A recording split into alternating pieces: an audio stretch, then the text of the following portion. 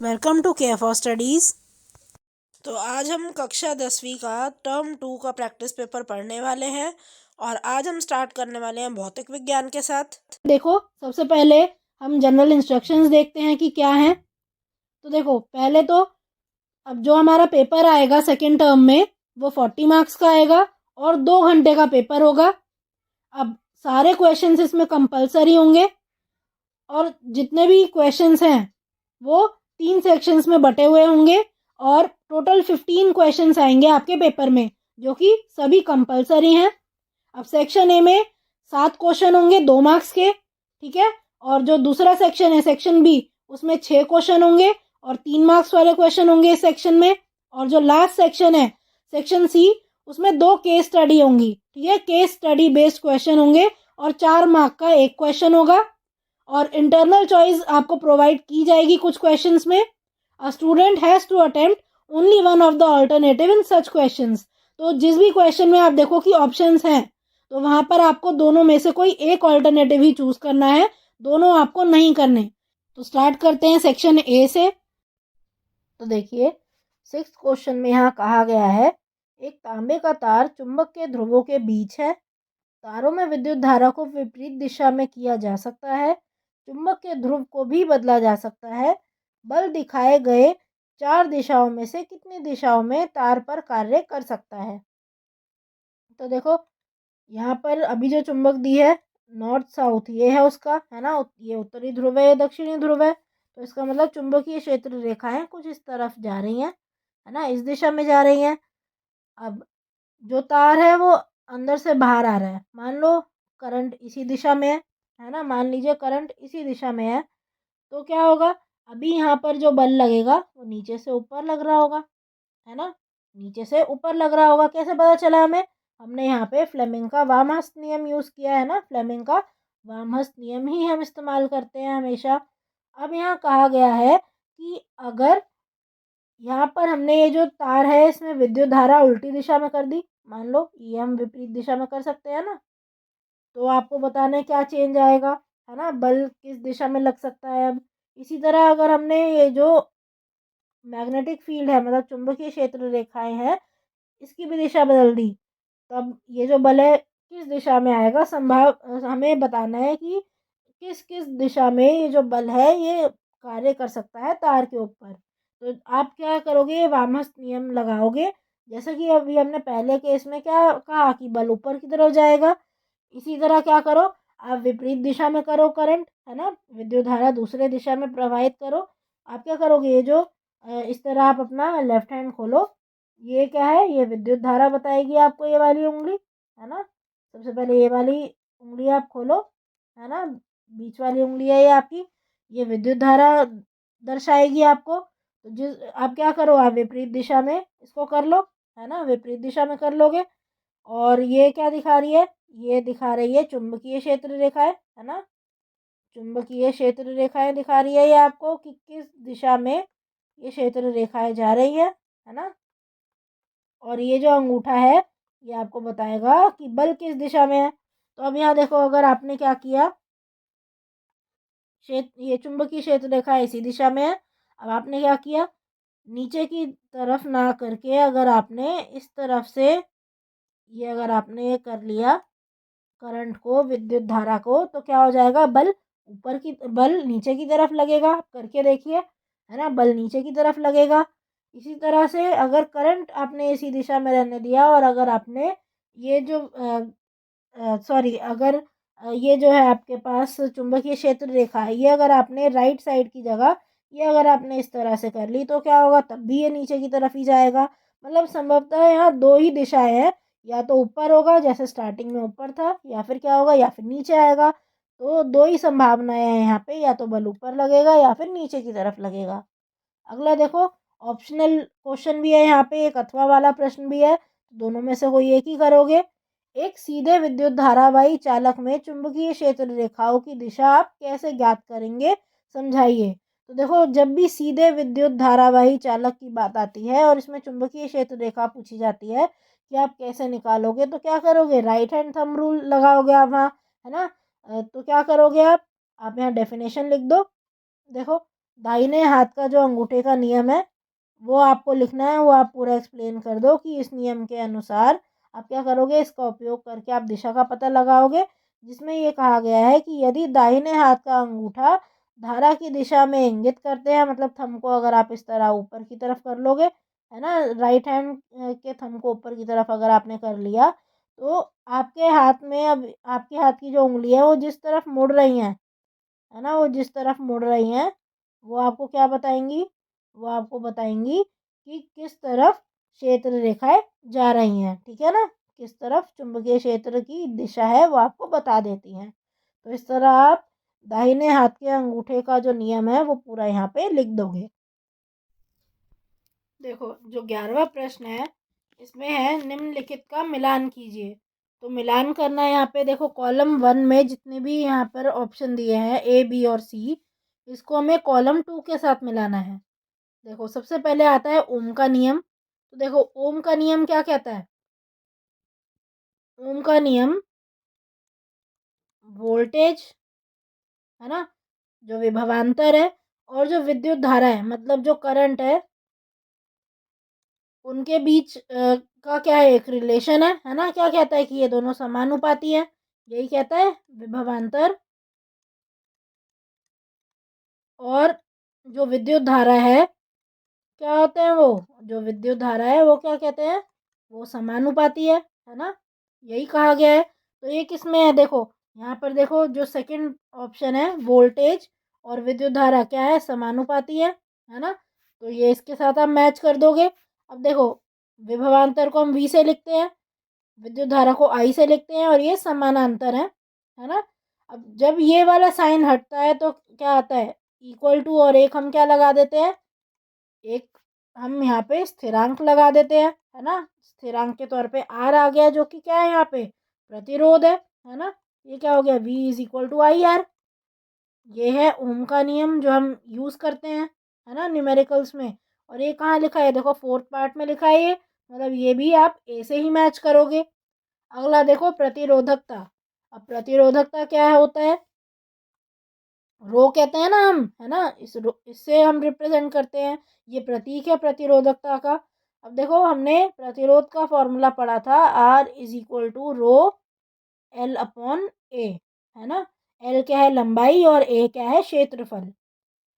अब देखो अगर हमें रो निकालना है वो क्या हो जाएगा, ये यहाँ चला जाएगा, आर के साथ गुणा हो जाएगा, एल कहाँ जाएगा, इधर भाग हो जाएगा, नीचे चला जाएगा, कुछ इस तरह से। तो इस फॉर्मूले से हमें क्या पता चला कि जो प्रतिरोधकता है ये क्या है, ये क्षेत्रफल के साथ समानुपाती है और ये लंबाई के साथ क्या है, व्युत्क्रमानुपाती है। तो देखो इनमें से कोई ऑप्शन दिया है क्या ऊपर, देखो फर्स्ट वाला ऑप्शन क्षेत्रफल के साथ समानुपाती दिया है ना, तो बी इसके साथ मैच होगा।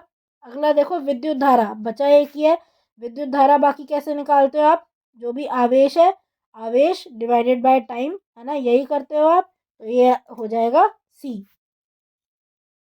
देखो 12th क्वेश्चन पर आते हैं।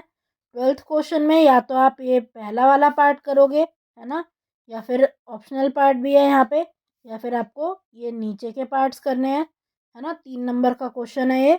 स्टार्ट करते हैं फर्स्ट पोर्शन के साथ। देखो कहा गया है 2 कूलम्ब आवेश को 118 वोल्ट से एक बिंदु से 128 वोल्ट के एक बिंदु तक ले जाने में कितना कार्य किया जाता है। तो देखो फॉर्मूला यहाँ लगेगा, कार्य जब भी आपको निकालना होता है क्या करते हो, जो वोल्ट है इसको आप गुणा कर देते हो क्यू से, है ना।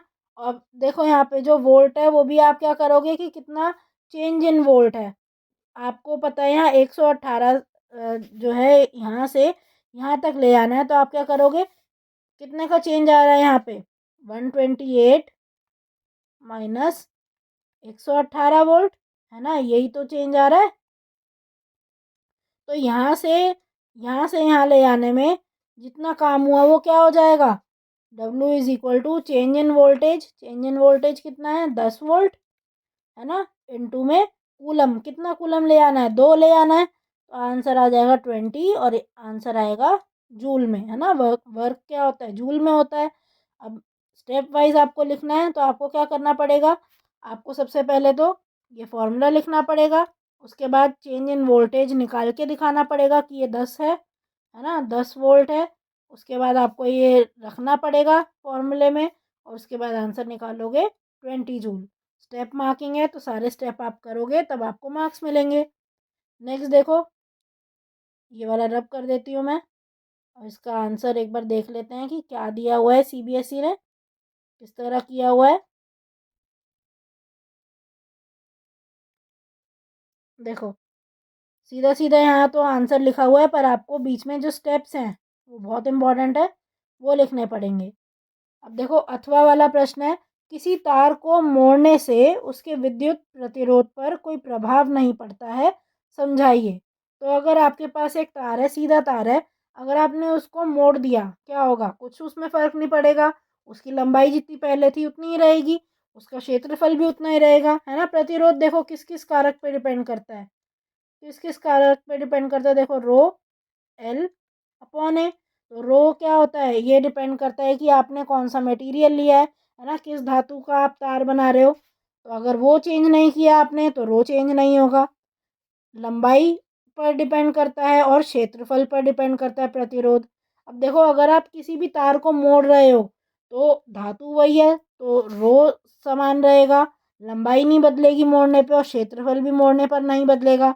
तो जब इनमें से कोई भी चीज़ बदल ही नहीं रही है तो प्रतिरोध भी नहीं बदलेगा, है ना। तो आप यहाँ पर ये फॉर्मूला लिख दो और फॉर्मूला लिख के यहाँ पे एक बार समझा दो। अगला देखो, दो समान प्रतिरोध पार्श्व क्रम संयोजन में जुड़े हैं, दोनों के बीच विभवांतर के बारे में आप क्या कहेंगे। अब देखो जब भी पार्श्व संयोजन होता है वहाँ पर विभवांतर समान रहता है, कोई भी बदलाव नहीं आता। तो यही लिखोगे, दोनों के बीच में जो विभवांतर है वो समान है। तीसरा, एक छात्र एक प्रयोग नाइक्रोम तार ए और बी जिनका प्रतिरोध क्रमशः आर ए और आर बी है का वीआई ग्राफ अंकित करता है। यहाँ देखो वीआई ग्राफ दिया हुआ है। अब क्या पूछा है, किस तार का प्रतिरोध अधिक होगा। देखो प्रतिरोध क्या होता है, प्रतिरोध सबसे पहले तो ओम का नियम क्या है, V is equal to I R. इससे आर क्या आ गया, V अपॉन में आई, है ना। तो इसका मतलब जितना ज़्यादा V होगा उतना ज़्यादा आर, जितना कम आई होगा उतना ज़्यादा आर, है ना। ये इससे क्या है, समानुपाती और इससे व्युत्क्रमानुपाती है, इसका तो यही मतलब होता है ना। अब देखो हम क्या करेंगे, हमने आई को अगर फिक्स कर लिया यहाँ, ये अगर मैंने फिक्स कर लिया कि सेम है, मान लो मैंने ये 3 एम्पियर फिक्स कर लिया। तो देखो अगर मैंने ये फिक्स कर लिया तो जितना ज़्यादा वी होगा उतना ज़्यादा प्रतिरोध होगा, है ना। तो अगर मैंने इसे फिक्स कर लिया तो जितना ज़्यादा वी उतना ज़्यादा प्रतिरोध। तो इसको फिक्स कर लो, यहाँ से एक लाइन डालते रहो इस तरह से सीधा, ये लाइन डाली आपने। अब देखो आर, अब यहाँ देखो विभवांतर किसका ज़्यादा है, पहले वाले तार देखो यहाँ पे मिल रहा है ना ये लाइन, तो ये देखो ये कुछ इतना है ना। ये पहले वाले के लिए विभवांतर है, वोल्टेज है, और ये दूसरे वाले के लिए वोल्टेज है। किसकी वोल्टेज ज़्यादा है, वी भी ज़्यादा है ना, वी भी ज़्यादा है मतलब आर बी भी ज़्यादा होगा, है ना। तो आप लिख दोगे तार बी का जो प्रतिरोध है वो ज़्यादा होगा। देखो 15 क्वेश्चन पर आते हैं। ये केस स्टडी बेस्ड क्वेश्चन है ना, और सेक्शन सी का है ये। सेक्शन सी का मतलब है कि ये 4 नंबर का क्वेश्चन है और ए और बी तो आपको करने ही करने हैं, कोई ऑप्शन नहीं है। और जो लास्ट वाला सी पार्ट है यहाँ पे, उसमें आपको ऑप्शन मिल जाएगा, है ना। इसमें और वाला क्वेश्चन होगा और आपको कोई एक ही करना होगा। अब देखो पूरी एक केस स्टडी पढ़ते हैं, उसके बाद क्वेश्चंस करेंगे। अंशु ने चुंबकीय क्षेत्र रेखाओं को चित्रित कर छड़ चुंबक के चुंबकीय क्षेत्र का वर्णन किया। तो ये देखो यहाँ छड़ चुंबक दी हुई है और इसका जो चुंबकीय क्षेत्र है पूरा वर्णन किया है, पूरा बना रखा है। जब उसने चुंबक द्वारा बनाए गए चुंबकीय क्षेत्र में एक छोटे द्विक सूचक का उत्तरी चुंबकीय ध्रुव रखा तो क्या हुआ, तो उसे उसमें एक बल का अनुभव हुआ। जैसे कि उत्तरी ध्रुव को मुक्त किया वह चुंबकीय क्षेत्र के प्रभाव में चला गया। अब एक चुंबकीय क्षेत्र के प्रभाव में स्वतंत्र रूप से चलने के लिए एक उत्तरी चुंबकीय ध्रुव द्वारा अनुरेखित पथ यहाँ पर पूरा बना रखा है ना। एक अनुरेखित पथ को चुंबकीय क्षेत्र रेखा कहा जाता है। ये पूरा देखो, ये चुंबकीय क्षेत्र रेखा बना रखी है और क्या होती है वो भी यहाँ पे बता रखा है। अब उसके अवलोकन के आधार पर इन प्रश्नों का उत्तर दीजिए। तो देखो किया क्या गया है, एक छड़ चुंबक ली गई है ना, छड़ चुंबक ली गई है। अब क्या किया गया है, इसके पास ये किसे लाए, कंपास को लाए, द्विक सूचक को लाए। तो क्या हुआ, कंपास को यहाँ लाते ही उसमें कुछ बल का अनुभव हुआ, वो डिफ्लेक्ट होने लगी है ना, उसमें कुछ विक्षेपण आए। अब क्या होगा, वो जिस तरह से चेंज हो रहा है उससे उसे यहाँ रख रख के क्या बना दिया है, ये पूरा, ये देखो ये आरेख पूरा, ये चुंबकीय क्षेत्र रेखा बना दी है। अब यहाँ पर पूछा गया है चुंबकीय क्षेत्र रेखा का चुंबकीय क्षेत्र रेखाएं क्या निर्धारित करती हैं। देखो चुंबकीय क्षेत्र रेखाएं ये निर्धारित करती हैं कि दिशा क्या होगी, है ना, दिशा बताती हैं। और चुंबकीय क्षेत्र रेखा दिशा बताती हैं और क्या बताती हैं, जहाँ पर बहुत ज़्यादा आप क्षेत्र रेखाएं देखोगे वहाँ आप कहोगे कि वहाँ शक्ति ज़्यादा है, मैग्नेट की, चुंबक की शक्ति ज़्यादा है वहाँ। तो ये दिशा भी बताती है और शक्ति, ये शक्ति भी बताएगी, है ना। एक अंक का ये हो गया। अब नेक्स्ट देखो, सबसे पहले तो देखो यहाँ पर आप देख रहे हो बहुत ज़्यादा है चुंबकीय क्षेत्र रेखाएं ध्रुव के पास, तो इसका मतलब यहाँ शक्ति बहुत ज़्यादा है चुंबक की, है ना। अंशु ने इस प्रयोग में एक मजबूत छड़ चुंबक को एक क्षैतिज लकड़ी के बोर्ड के ऊपर लंबवत रख दिया। अब इस अवस्था में चुंबकीय